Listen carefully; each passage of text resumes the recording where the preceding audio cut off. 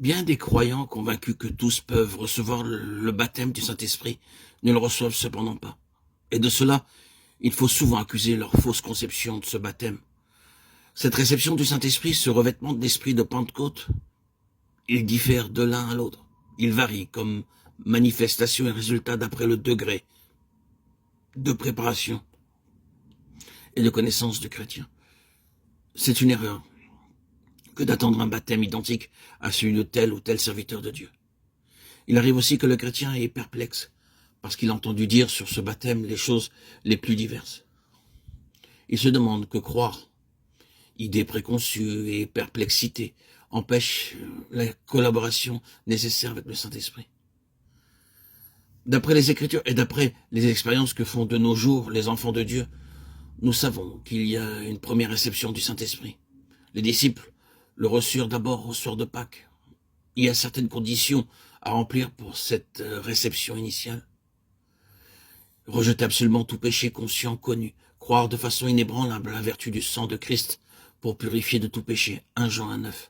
Obéir dans la mesure de la lumière acquise en lisant la parole de Dieu, se donner à Dieu sans restriction et ne plus s'attacher à rien, ne plus rien garder par devers soi qu'il ne soit selon lui. Le chrétien qui s'est mis d'accord avec Dieu sur tous ces points, saisi par la foi le don du Saint-Esprit, de même qu'autrefois, il avait accepté par la foi le salut qui est en Christ et saisi la vie éternelle. La seule volonté suffit pour l'accomplissement de toutes ces conditions. Que le croyant ne compte pas sur des émotions, sur des sentiments conscients d'aucune sorte. Une fois qu'il a saisi par la foi le don du Saint-Esprit, qu'il se tienne à cet acte de foi sans dévier, sans broncher, sans douter.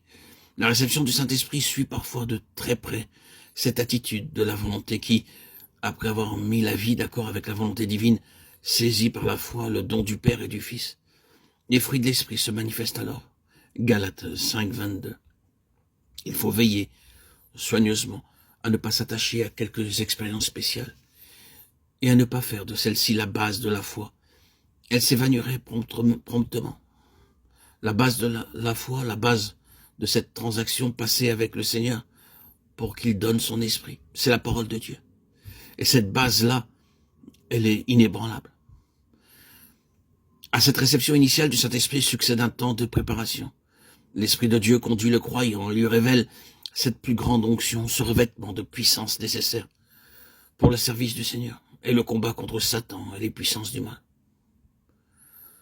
D'aucuns disent avoir passé des heures en prière sans avoir obtenu ce qu'ils demandaient. D'autres ont passé des semaines, des mois à attendre qu'une des marques ou manifestations qui, dans leur pensée, devaient accompagner le baptême du Saint-Esprit. Et une puissance est tombée sur eux que plus tard, de par ces manifestations. Ils ont reconnu être une puissance satanique. D'autres ont véritablement reçu le baptême du Saint-Esprit. Mais comme ils ignorent tout ce qui est du domaine spirituel, ils ont accepté en même temps les contrefaçons des mauvais esprits dans leur corps ou leur âme, ou dans les deux.